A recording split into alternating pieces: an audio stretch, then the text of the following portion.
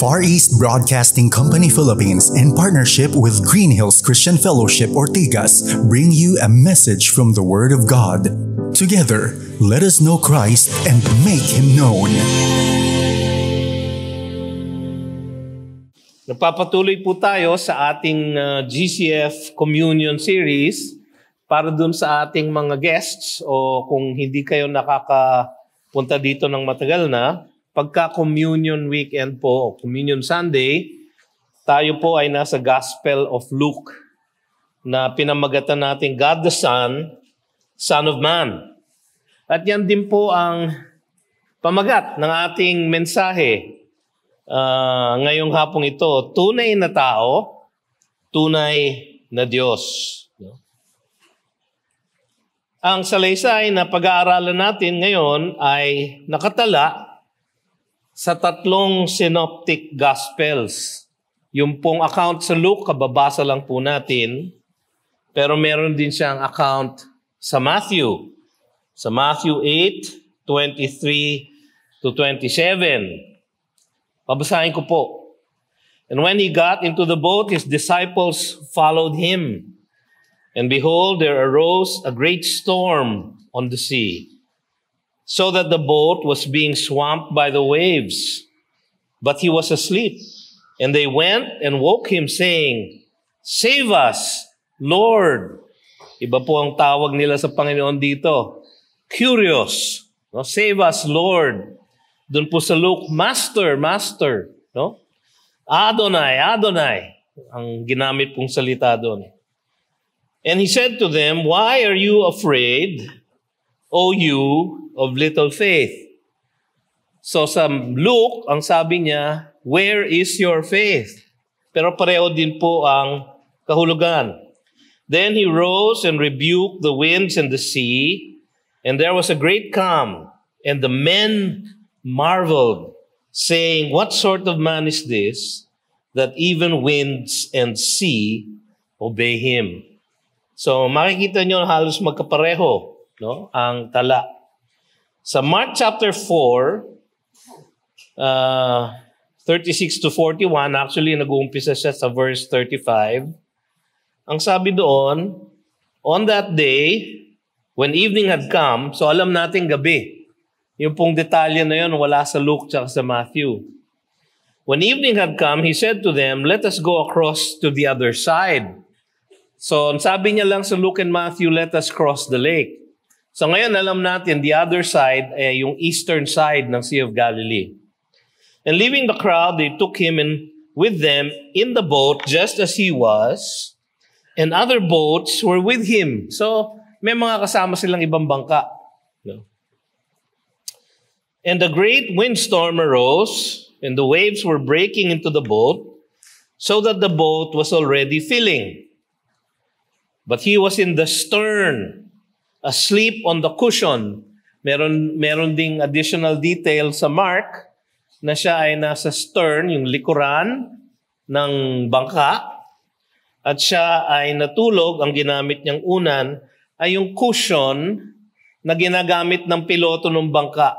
Kasi ang timon ng bangka, hindi po ba, nasa likod, at may inuupuan po doon yung piloto. Yung pong cushion na yun, hiniram niya siguro at siya ay doon natulog. And they woke him and said to him, "Teacher." Iba naman ang tawag ni Mark sa kanya dito. Teacher sa Mark, Master sa Luke, Lord, no? Sa Matthew. Sabi ng iba, kita nyo na, iba-iba ang parang hindi consistent ang Biblia. Pero actually, kung kayo nandun sa bangka, nakasama ni Jesus, siguro lahat ng pangalan niya talagang maitatawag nyo. Sa takot nyo, di ba? Master, Lord, Savior. No? Dahil kayo lulubog na eh. So siguro gano'n na nangyari. "Teacher, do you not care that we are perishing?" No? And he awoke and rebuked the wind and said to the sea, "Peace, be still." So dito sa Mark, may additional detail. Sinabi niya, meron sinabi ang Panginoon, "Peace, be still." Pero actually, Sa original language, ang translation ng word na yon ay shh. Ganoon ang sinabi ng Panginoon. Sabi sa Luke, He rebuked the wind. Sabi sa Matthew, He rebuked the wind. Sabi sa Mark, sabi ng Panginoon sa hangin at sa bagyo, shh. And the wind ceased, and there was a great calm. He said to them, why are you so afraid? Have you still no faith? Sa Matthew, O you of little faith. Sa Luke, where is your faith? Sa Mark, have you still no faith? So, isa lang naman sinasabi, parang mahina ang inyong pananampalataya. And they were filled with great fear and said to one another, who then is this that even the wind and the sea obey Him? Binasa ko po yung tatlong account para makita nyo yung lahat ng detalye na nangyari nung pangyayaring iyon. So, ang summary po ng kwento, si Kristo ay inabot ng bagyo sa gitna ng lawa, kasama ng mga disipulo at kanyang pinatahimik ito. Pinatahimik niya yung bagyo. Ang aral, dahil si Kristo ay kasama natin, mayroon tayong kapanatagan sa gitna ng mga bagyo sa buhay. Alam natin yung mensahe nung story, nung kwento, sapagkat very familiar yung kwento sa atin. In fact, yung mga iba sa inyo na nagdaan sa Sunday school, alam natin tong kwentong ito kasi may kanta sa Sunday school na with Christ in my vessel, I will smile at the storm. Smile at the storm. Smile at the storm. With Christ in my vessel, I will smile at the storm until He leads me home. Meron pang refrain yun, pero hindi ko nakakantahin. No? Meron din Tagalog niya, kung siya'y nasa akin, may ngiti akong angkin. Kahit bagyo ang dumating, kung siya'y nasa akin, may ngiti akong angkin. Hanggang, until He leads me home. English na pala yun. Anyway. Ngunit mga kapatid, tama naman yung mensahe na yon. Kung ang Panginoon ay kasama natin, kahit mayroon pang bagyo sa ating buhay, tayo'y makatitiyak na Siya ay kasama natin hanggang sa matapos ang bagyo. Hindi Niya pinapangako na walang bagyo sa ating buhay. At kung kayo ay mananampalataya na ng merong katagalan, alam ninyo na kahit ang mga mananampalataya sa Panginoong Hesus ay nakararanas din ng bagyo sa buhay. No? Maaring sa panahon na ngayon, kayo ay nagdadaan sa isang unos sa inyong buhay. No? At siguro, whether physical storm, o spiritual storm, o emotional storm, lahat po ay nagdadaan sa storm. Hindi po Niya pinangako na hindi tayo makakaranas ng bagyo, ngunit Kanyang ipinangako na tayo ay sasamahan Niya sa gitna ng lahat ng bagyo sa ating buhay. So actually, kung yun yung main lesson, pwede na tayo mag-communion ngayon. Pero, merong mas malalim na mga aral ang kwentong ito para sa atin. Ito ay una sa 4 ng mga kababalaghan na ginawa ng ating Panginoon na ginamit ni Luke na patunay na Siya ay tunay na Diyos at tunay na tao. Truly God and truly man. Very God as very God and very man as very man, sabi nga ng mga lumang confession. So tingnan natin yung una. Si Jesus ay tunay na tao. Makikita nyo dito na si Jesus ay abala sa pamumuno at pagtuturo ng kanyang mga disipulo.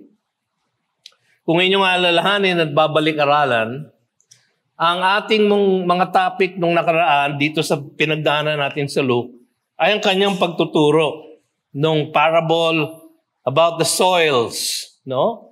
Nakita natin siya, nagtuturo. Doon sa account sa Matthew at sa Mark, ganun din po ang konteksto. Siya po ay abala sa pagtuturo.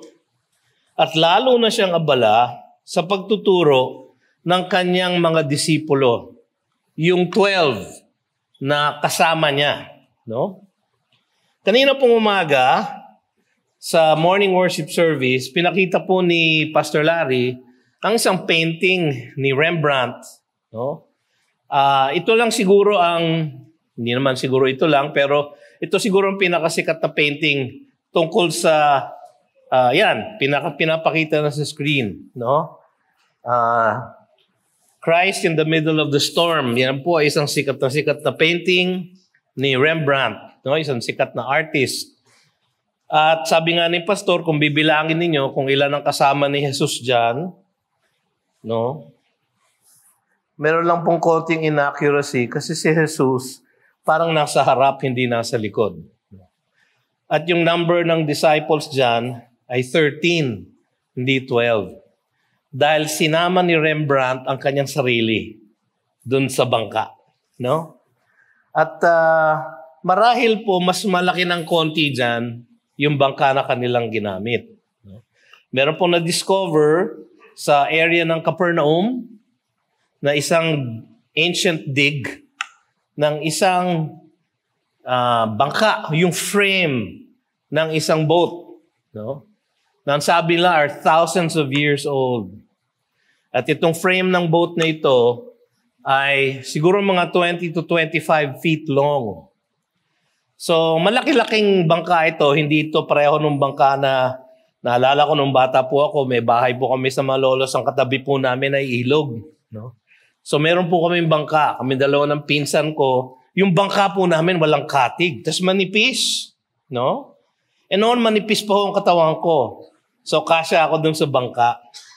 So yung pinsan ko ang nasa harap, ako nasa likod, ako po yung timon, tapos pag siya ay nag-row on the left, ako on the right, pag lumipat siya sa kanan, ako naman on the left. No? Para balanse. Pag hindi namin ginawa yun, tataho po yung bangka, walang katig.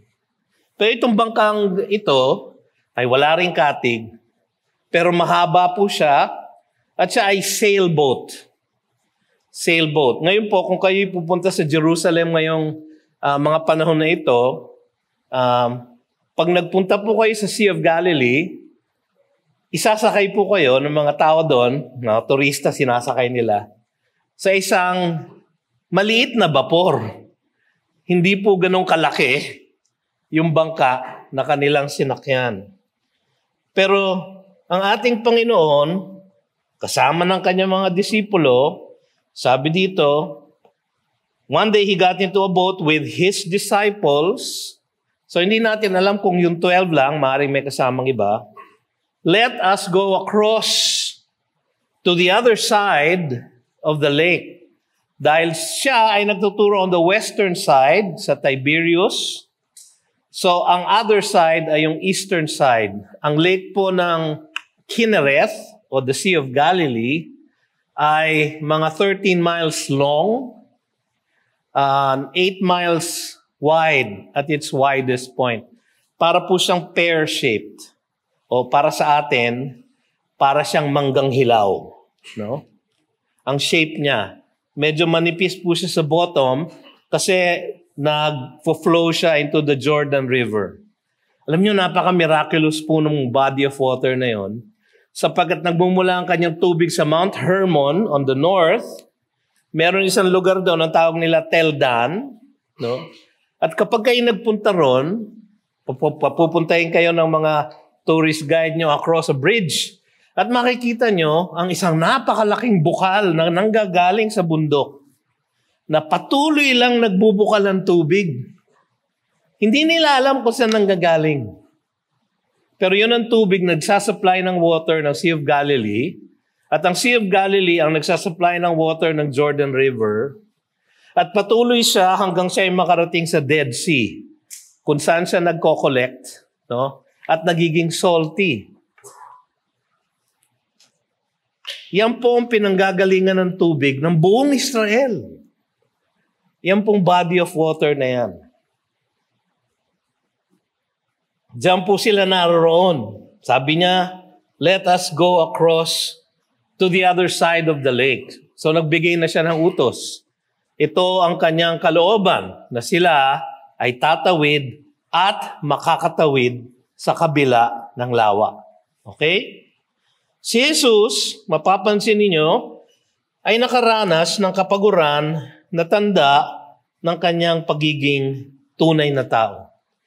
Kaya ang ating unang katotohanan ay si Jesus ay tunay na tao. Papaliwanag ko po kung bakit importante yon. Pero nakaranas siya ng kapaguran kasi ang sabi sa ating teksto, as they sailed, he fell asleep. Ang ating Panginoon ay nakaranas ng lahat ng kahinaan ng pagiging tao. Halimbawa, sa John chapter 4 verse 6, nung kanyang tinagpo yung Samaritana by the well, sabi doon, Jacob's well was there, so Jesus, wearied as he was from his journey, was sitting beside the well. It was about the 6th hour, 12 o'clock noon. No, napagod po siya at nauhaw. No? Sa John 4:6. Sa John 11:35, sa gitna ng pagkamatay ni Lazaro at yung nakikita niyang grief all around him, makikita natin ang pinakamaiksing verse sa buong New Testament. Jesus wept. So kung kailangan nyo magkaroon ng life verse na madaling memoryahin, ito po yun. 2 word lang. Jesus wept. Pero pinapakita po dito na ang ating Panginoon ay may damdamin katulad ng ordinaryong tao. Sa Matthew 21:18, ang sabi doon, in the morning as he was returning to the city, sa Jerusalem ito, he became hungry. Ito yung kinurse niya yung fig tree dahil walang bunga, no? Dahil siya ay gutom. Siguro hindi lang siya hungry, siguro hungry din siya. Kasi kinurse niya yung tree eh. Pero actually, kinurse niya yung fig tree bilang isang paglalarawan ng mangyayari sa bayang Israel na ang simbolo ay yung fig tree. So isang prophecy yun na may mangyayaring masama sa bayang Israel. Pero siya ay nagutom. Siya ay napapagod. Siya ay may damdamin. Siya ay nagutom. Kaya sa Hebrews 4, verses 14 to 15, ganito po ang ating mababasa. Since then, we have a great high priest who has passed through the heavens, Jesus, the Son of God. Siya po ay Diyos. Let us hold fast our confession. Because we do not have a high priest who is unable to sympathize with our weaknesses, but one who in every respect has been tempted as we are, yet without sin.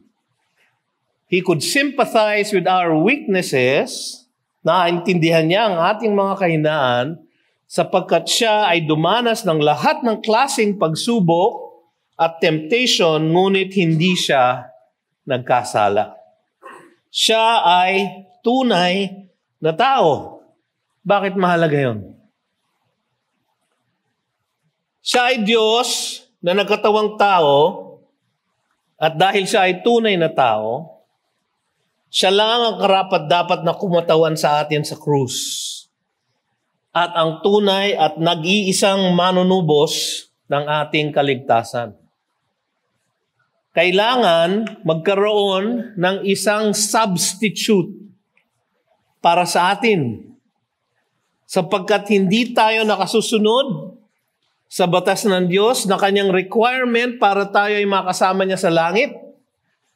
At dahil doon tayo kailangan mamatay para sa ating mga kasalanan.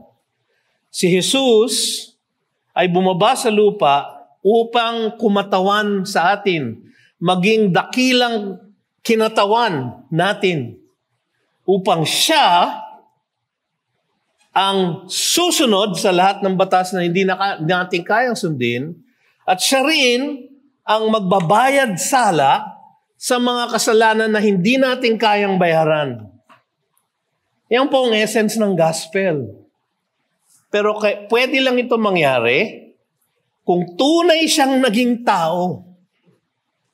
Sapagkat kailangan niya maging tapat na kinatawan o substitute ng lahat ng mga tao. Kailangan niyang maunawaan at maranasan ang lahat ng kahinaan ng mga tao. Kailangan siyang dumaan sa mga pagsubok at temptation ng lahat ng tao, katulad ng isang tunay na tao, upang siya ay maging totoong kinatawan para siya ang ating substitutionary atonement sa krus. Kaya napakahalaga po ng truth, ng katotohanan na si Jesus ay tunay na tao. Sabi sa 1 John chapter 2 verses 1 and 2, "My little children, I am writing these things to you so that you may not sin. But if anyone does sin, we have an advocate." Meron tayong lawyer. Meron tayong representante. Meron tayong kinatawan. We have an advocate with the Father, Jesus Christ, the righteous. Walang sala. Siya lang ang tanging walang sala. Na tao, nagkatawang tao, sinubok, tinempt, pero hindi nagkasala. He is the propitiation, bayad sala, for our sins, and not for ours only, but also for the sins of the whole world. Lahat ng tao sa mundo without distinction, hindi without exception. Kasi kung siya ay namatay for everyone in the world, lahat ay maliligtas. Ngunit alam natin na maraming hindi maliligtas. Na marami ang tinawag, pero kakaunti lang ang tutugon. Many are called, but few are chosen. Si Jesus ay namatay bilang pagbabayad sala sa ating mga kasalanan. Bakit siya? At wala nang iba, sapagkat siya lang ang Diyos na nagkatawang tao. Tunay na tao, tunay na Diyos. At doon sa maliit na phrase na yon, sa verse 22, verse 23, "And as they sailed, he fell asleep." Yung kanyang pagkakaantok, yung kanyang pagkakahina, yung kanyang kapaguran ay isang tanda sa atin na siya ay naging katulad natin. Datapwat siya lang ang maaaring kumatawan sa atin sa krus. Ganun po kahalaga yung maliit na katotohanan na yun. Sabi sa Colossians 1:20, "And through him to reconcile to himself all things, whether on earth or in heaven, making peace by the blood of his cross." Kaya sa Acts 4:12, ang wika ng mga apostol sa harap ng Sanhedrin, "And there is salvation in no one else, for there is no other name under heaven given among men by which we must be saved." Wala pong iba na tunay na Diyos at tunay na tao. Wala pong iba na tunay na tao na sinubok sa lahat ng paraan, tinempt sa lahat ng paraan, ngunit walang sala. At ang kakatawan sa atin na magbabayad ng ating utang ng kasalanan ay dapat walang sala. Siya lang po ang nag-qualify doon sa requirement na yon. Pangalawa, si Jesus ay panatag sa gitna ng mapanganib na bagyo. Continuing sa verse 23, ang sabi doon hanggang verse 24, "And a windstorm came down on the lake, and they were filling with water and were in danger. And they went and woke him, saying, 'Master, Master, we are perishing. We are perishing. Master, Master.'" No? Dalawang beses na inulit. Alam niyo na sa Biblia, ang inuulit for emphasis. Kung minsan, pag ito ay ginagamit sa hindi panic na situation, pag dalawang beses inuulit ang pangalan, yun po ay term of endearment. No? Martha, Martha, sabi ng ating Panginoon. No? Term of endearment. Pero pagka panic na, Master, Master! No? Lord, sabi nila sa ibang account. Savior, save us! We are perishing. Alam niyo, mga kapatid, ang mga kasama niya sa bangka ay mga batikang mangingisda. Mga batikang mangingisda ay lubhang natakot sa bagyong biglang nasalubong nila sa lawa. Ngayon, hindi naman kakaiba kay Peter, kay Andrew, kay James, tsaka kay John. Alam natin na silang apat ay mangingisda. Maaaring si Nathanael at si Philip ay mangingisda rin. So maaaring 6 sila out of the 12 na mangingisda. Sila ay sanay na tumawid ng Sea of Galilee. In fact, doon sila nangingisda. Doon sila nangingisda. Memoryado nila ang lahat ng timpla ng hangin at tubig sa Sea of Galilee. Pero dito, bigla silang lubhang natakot. So, posible ba, Pastor, na bigla na lang nagkaroon ng ganong bagyo unos na parang wala naman nung umpisa? Kasi nung umpisa, ang sabi, one day he got into a boat with his disciples, and he said to them, let us go across to the other side of the lake. Sabi pa nga sa Mark, gabi na, no? Kasi syempre, kung alam mo magkakabagyo sa lawa, bakit ka tatawid ng gabi? Pero batikang mangingisda ang mga kasama niya.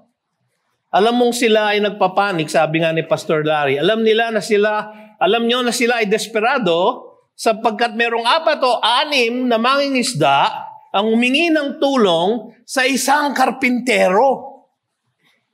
Si Jesus po ay karpintero.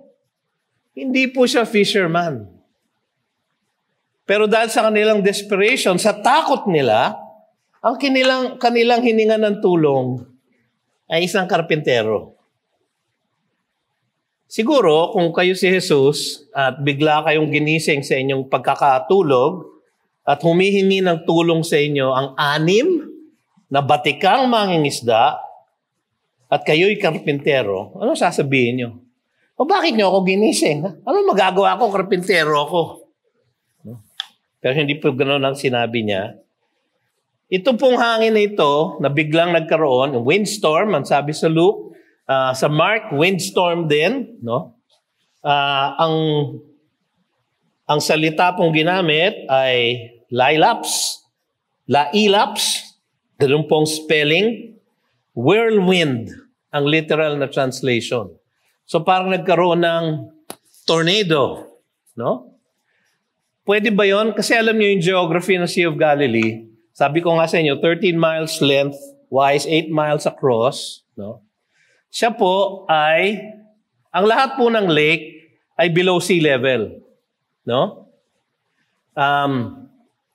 Kaya po palagi nagbabaha sa Metro Manila. Bukod sa corruption at mga ghost project. No? Nagbabaha dito sapagkat nasa gitna po tayo ng Manila Bay, sea level, and Laguna Lake. No? So, mas mababa ang Laguna Lake kisa sa Manila Bay. Generally po, ang lahat ng lake ay below sea level. Pero hindi ganito kalalim. Ang Sea of Galilee po, o the Lake of Kinneret, is 680 feet below sea level. Siya po ang pinakamababang lawa sa buong mundo, below sea level. No? At siya ay umaagos sa Jordan River hanggang siya ay bumaba sa Dead Sea, which is 1,300 feet below sea level. Ang pinakamababang point sa buong mundo ay yung Dead Sea. So kakaiba siya, para siyang bowl. Ang kanyang paligid, Mount Hermon sa north, Golan Heights sa northeast, no? Tapos may mga hills sa may west. So para siyang bowl. So yung cold air na galing sa mountains, bababa, sasalubungin ang warm air na galing sa lawa. Pag pinagsama niyo po yung dalawang yon, hindi kayo kailangan maging member ng Pag-asa, na malaman ninyo na magkakaroon po ng tinatawag nating LPA. No? O kaya storm. No? Kaya po, nangyayari yun ng biglaan sa Sea of Galilee. Nung kami tatawid sa isang malaking vapor sa Sea of Galilee, actually, binigyan kami ng babala. No, kahit na sikat yung araw, ang sabi nung mga kasama namin doon, huwag kayong magpapanik pag biglang nagkaroon ng hangin. Kasi hindi kakaiba sa kanila. So hindi po ito kakaiba. Hindi po ito isang bagay na nakagulat sa mga mangingisdang kasama ni Jesus sa bangka. Ito ay dapat nilang inasahan, pero sobra ang lakas ng unos. Pambihira ang lakas ng unos. In fact, sa Matthew 8:24, ang ginamit na salita doon, and behold, there arose a great storm. Ang ginamit pong salita ay seismos. Naintindihan niyo kung ano ang ibig sabihin ng seismos, no? Seismic. Earthquake-like. Sa lakas ng hangin, nanginig ang lupa. Seismos. Ganun po kalakas yung storm. Kakaiba po siya sa usual storm sa Sea of Galilee. Bakit ko po sinasabi ito? Kaya naman sa Mark 4:38, sa panic ng mga kasama niya, ang sabi doon, "Teacher, do you not care that we are perishing?" So kung ano na sinasabi nila, wala ka bang pakialam sa amin? Hindi mo ba kami mahal? Do you not care that we are perishing? No. Takot na takot sila, kahit na sinabi na ni Jesus sa kanila, "Let us go across to the other side of the lake." Sinabi ng anak ng Diyos na sila ay tatawid sa kabilang side ng lake, datapwat sila ay makatatawid sa kabilang side ng lake. Pero kahit na sinabi na yun ng anak ng Diyos, mahina ang kanilang pananampalataya at sila ay nangatakot. Ironically, ang ating Panginoon ay tulog na tulog. Mahimbing ang tulog ng Panginoon. Panginoon ng buong sangnilikha, sa gitna ng isang napakalakas na unos, na siya rin ang may gawa.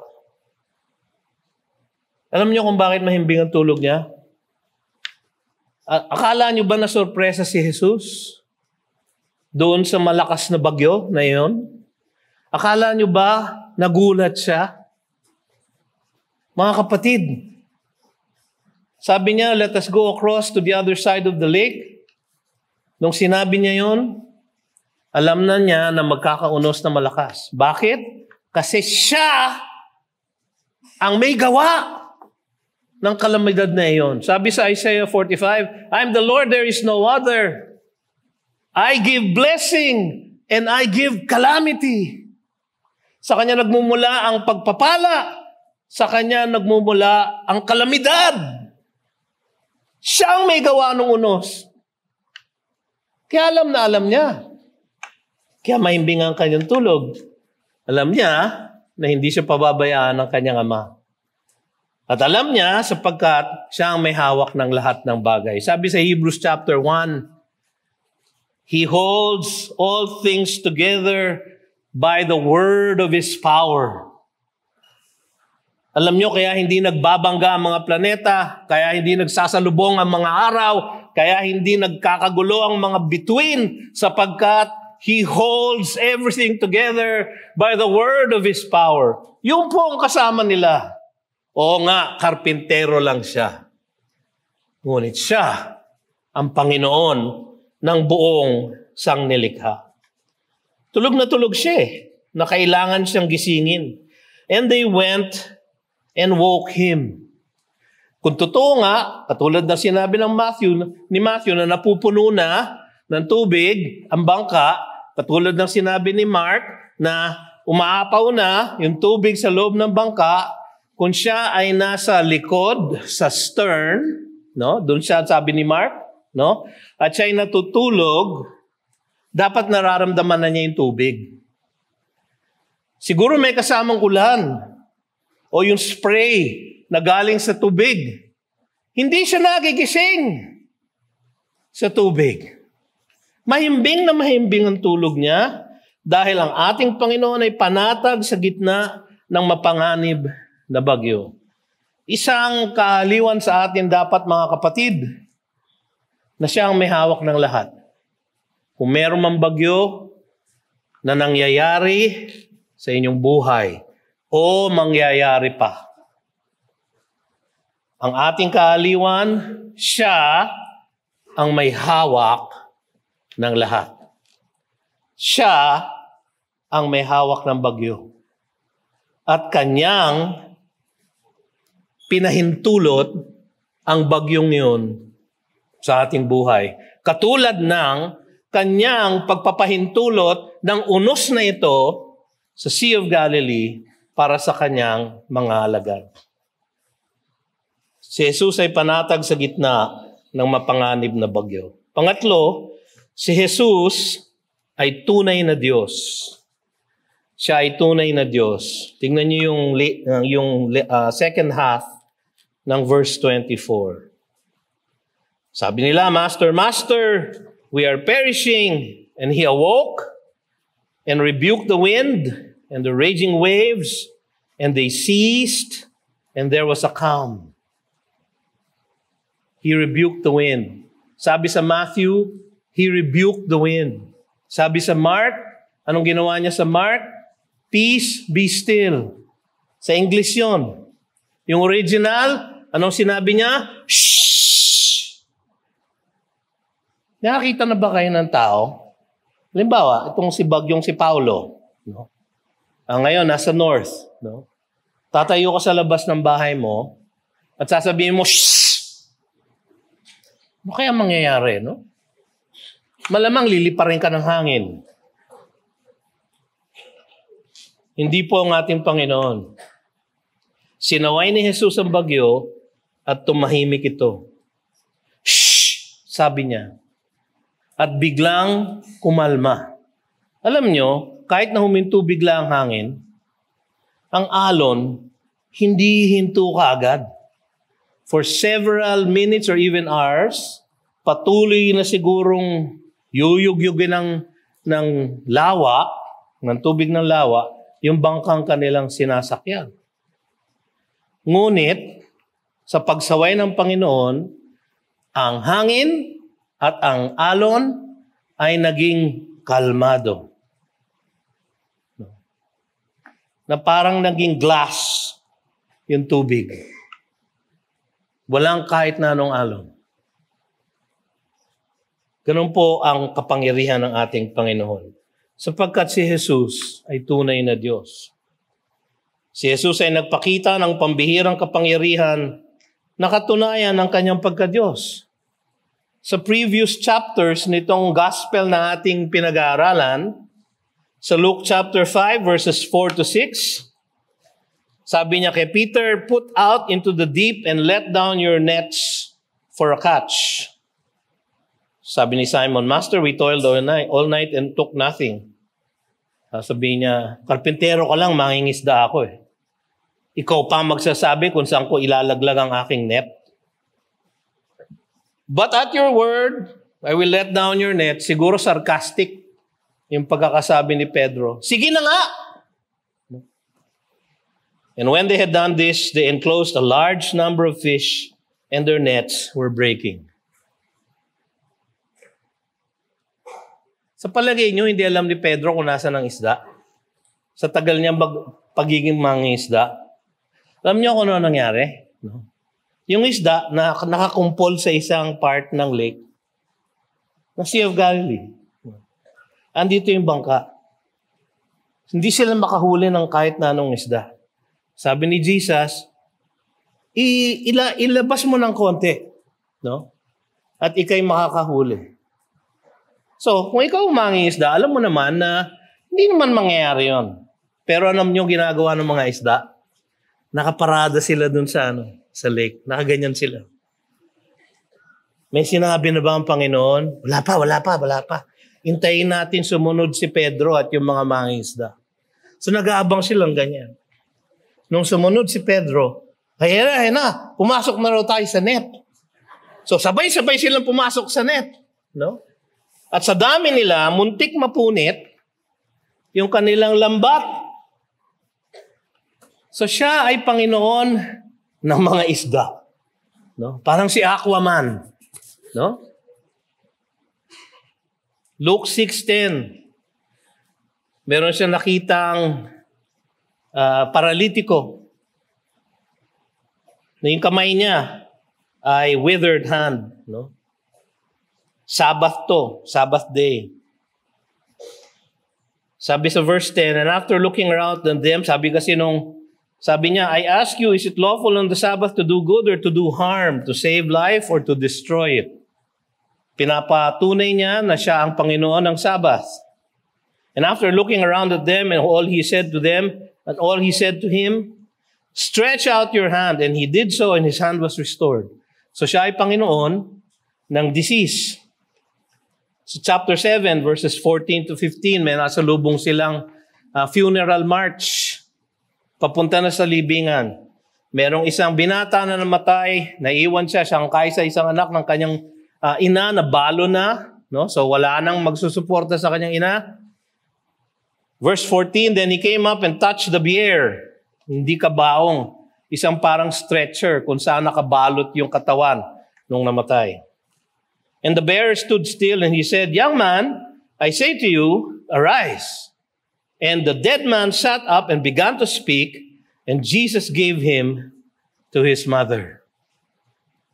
So siya ay Panginoon na nagbubuhay ng mga patay.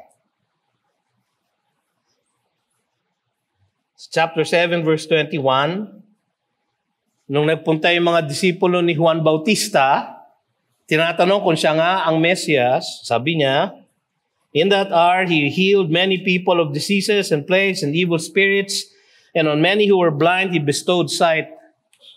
So siya ang Panginoon ng mga masasamang espiritu at ng mga diseases and plagues. Siya ang Panginoon ng Black Death noong 1600s. Siya ang Panginoon ng COVID pandemic. Siya ang Panginoon ng lahat. Pinakita na niya ito at nakita na ito ng kanyang mga alagad, ng kanyang mga disipulo. Pero kahit na ganoon, sila ay nangatakot pa rin. Alam nyo, si Jesus ay tunay na Diyos. Siya ay ang walang hanggang Diyos na nagkatawang tao. Sa John chapter 1 verse 1, in the beginning was the Word, and the Word was with God, and the Word was God. So verse 14, and the Word, si Jesus, became flesh and dwelt among us, and we have seen His glory, glory as of the only Son from the Father, full of grace and truth. Sa Galatians 4:4, inaral na natin ito. But when the fullness of time had come, God sent forth His Son. Hindi siya create ni God. He was sent forth kasi siya ay existing na.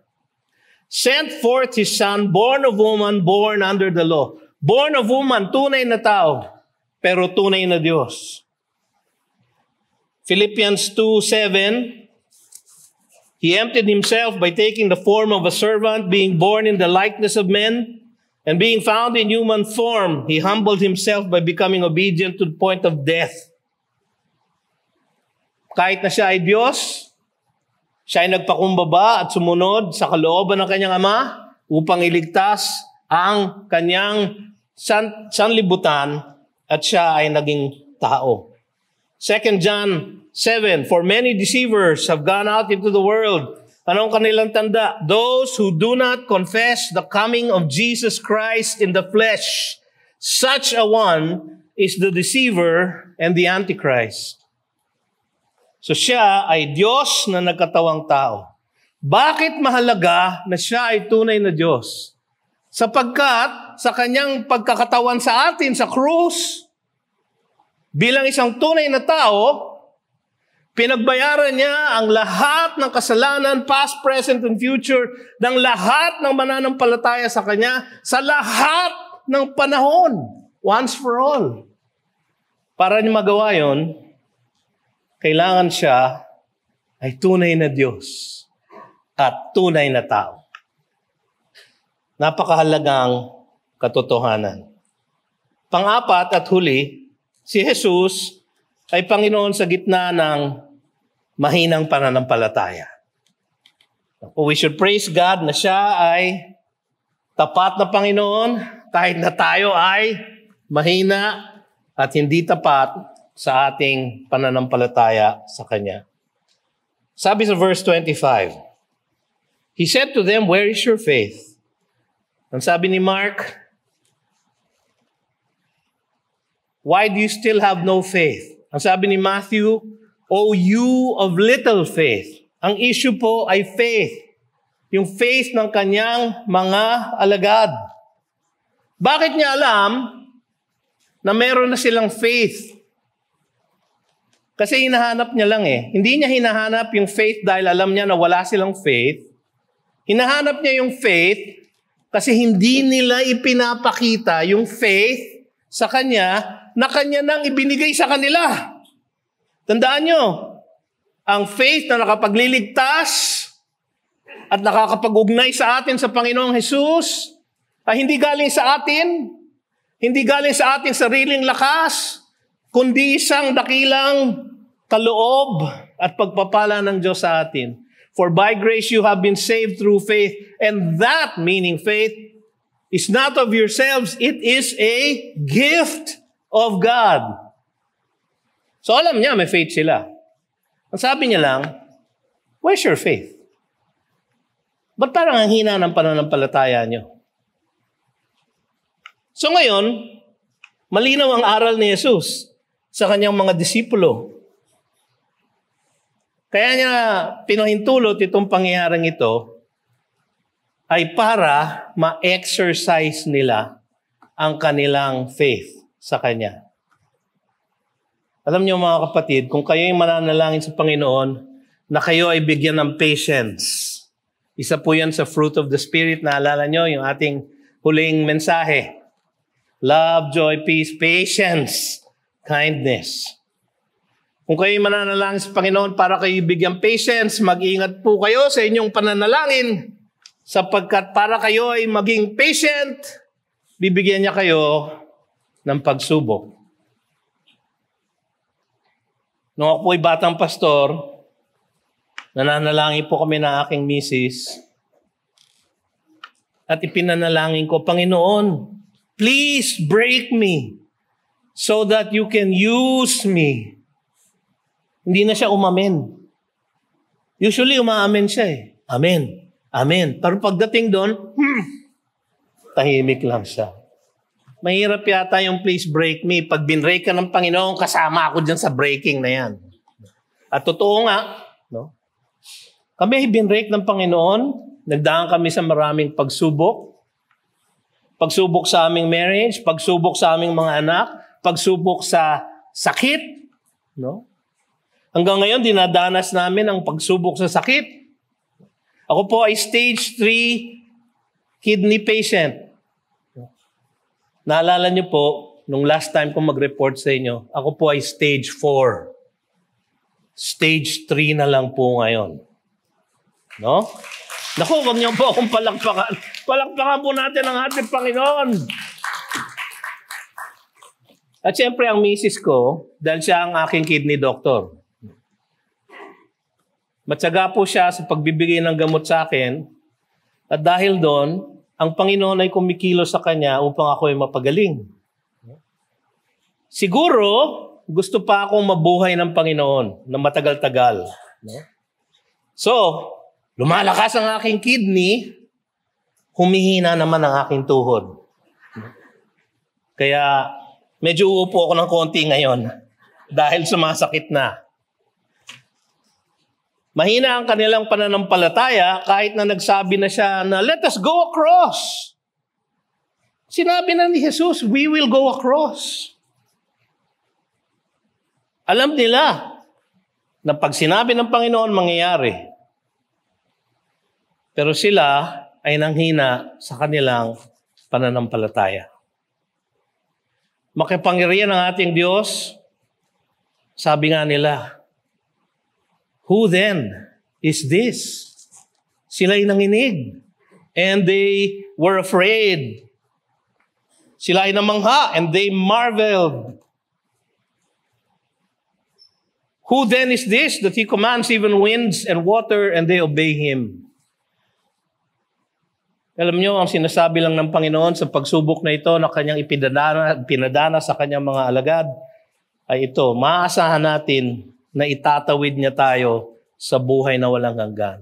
Kung kaya niyang itawid yung bangkang yon sa gitna ng unos sa Sea of Galilee, kasama ang lahat ng Kanyang mga niligtas, -1 lang, si Judas kasama po ron eh. Pero ibang kasama niya ay Kanyang iniligtas. Kaya nung siya nananalangin sa John 17, sabi niya, I have kept them all except for the son of perdition that the scriptures might be fulfilled. Siya po ang nagtawid sa kanila sa lawa ng Galilee. Siya po rin ang magtatawid sa atin sa buhay na walang hanggan. Sabi sa 1 Peter chapter 1 verses 3 to 9. Babasahin ko po, medyo mahaba. Blessed be the God and Father of our Lord Jesus Christ. According to His great mercy, He has caused us,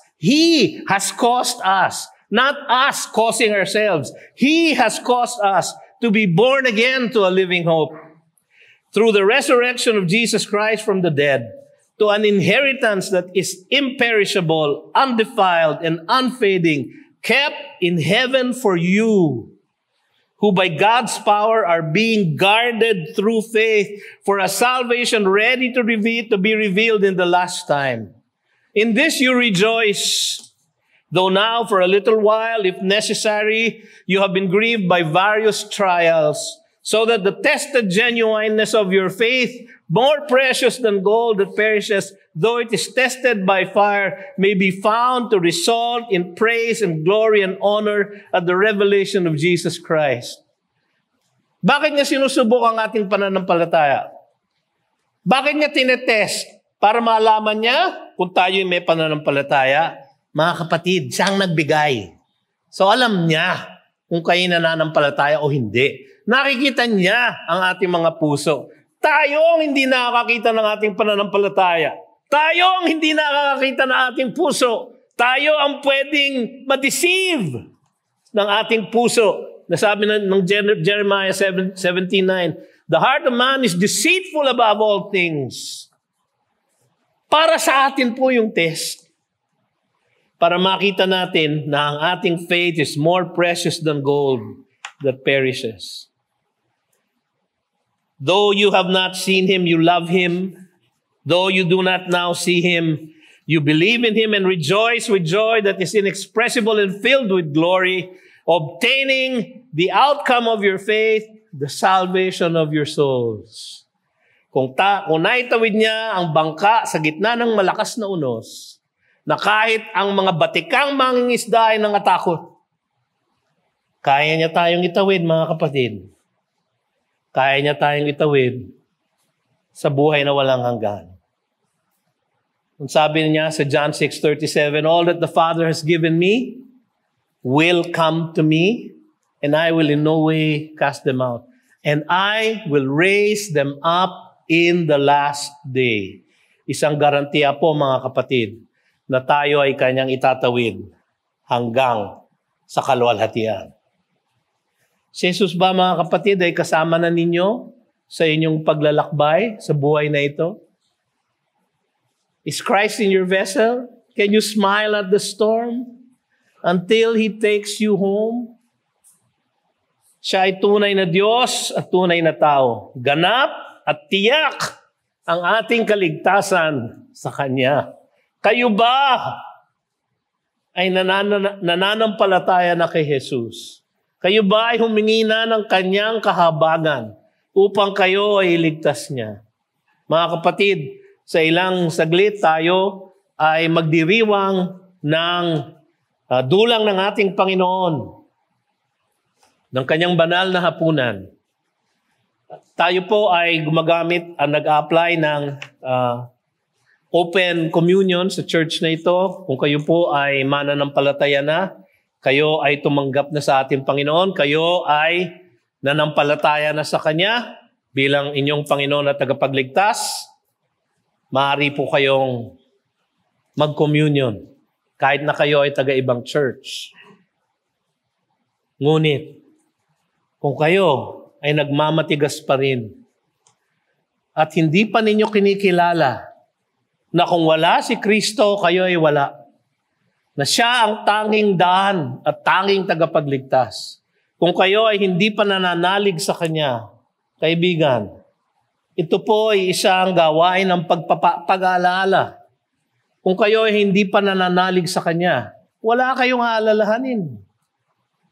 Wala kayong inaalala sapagkat hindi pa nangyayari sa inyo ang inaalala natin sa hapong ito. Kaya wag po kayong babahagi. Pero bakit nyo naman pipigilin ang inyong sarili? Sa ating pananalangin, ang aking paghimok sa inyo, tumawag po kayo sa ating Diyos. Sabihin niyo, Lord, have mercy on me, a sinner, at kayo ay ililigtas niya. Tandaan ninyo, siya ang nagbo-born again sa inyo. Ang tanging hinihingi niya lang ay ang manalig tayo. At kung hindi niya bubuhayin ang ating mga patay na kaluluwa, hindi tayo makakapanalig sa Kanya. Yun po ay bahagi ng Kanyang pagliligtas. Kaya kung hindi nyo pa nagagawa yun sa inyong buong buhay, meron po tayong pagkakataon sa ating pagdadalangin. Natanggapin ninyo ang kaligtasan na inaalok ng ating Diyos. At humingi kayo ng kapatawaran at kaligtasan sa Kanya. Tayo po ay manalangin. At ihanda natin ang ating mga diwa at kaluluwa para sa ating pakikipag-ugnay sa ating banal na Diyos. O Panginoong Diyos na makapangyarihan sa lahat, sa hapong ito, kami po ay nananalangin sa iyo. At inilalapit namin at ipinangungumpisal namin, O Diyos, ang aming kahinaan at kawalan ng katapatan sa inyo.